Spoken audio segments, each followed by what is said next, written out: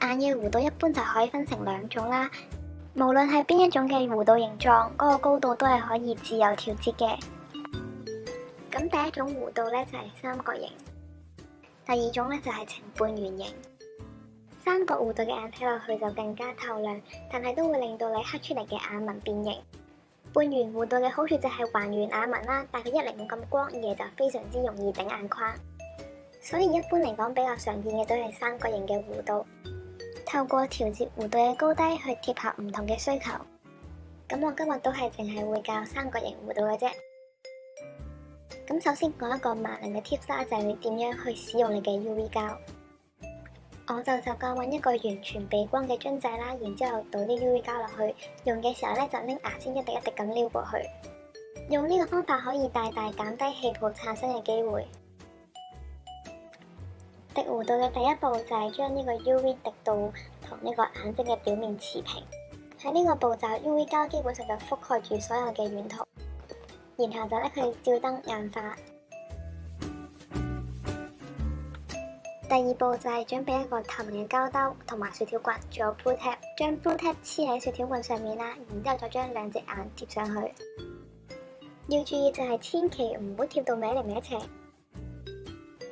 然後用牙籤一滴滴咁滴 UV 膠上去，可以用牙籤扶咗一下，等啲 UV 膠覆蓋住瞳孔嘅位置，但係就唔好出界。然後你就可以喺側面檢查一下兩隻眼嘅弧度係唔係一樣啦。再倒轉望一望弧度嘅高低，你滿唔滿意？呢度我覺得佢嘅弧度唔係好夠高啦，所以我又滴多兩滴上去。再將佢拎上嚟，從側面睇檢查一次，將佢倒轉咁擺落個兜上面啦，再擺入去 UV 燈入面照光，咁你就可以滴出一個好完美嘅三角弧度啦。最後就係封塵啦，用 Blu Tack 將呢個眼珠固定喺牙籤上面，方便操作。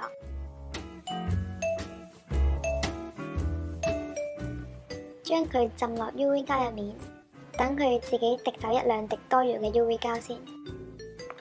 攞一個打火機喺距離眼1到2 cm 嘅位置燒一燒，火同埋 UV 膠全程都係冇直接接觸嘅。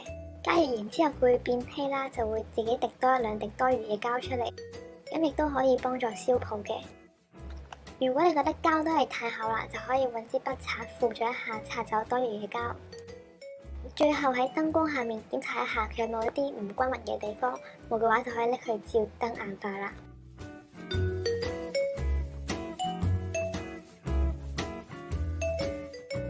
如果覺得呢條片對你有幫助嘅話，就可以 like 同埋 subscribe 我啦。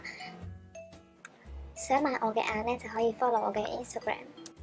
咁今日就係咁多先啦，我哋下次見啦，拜拜。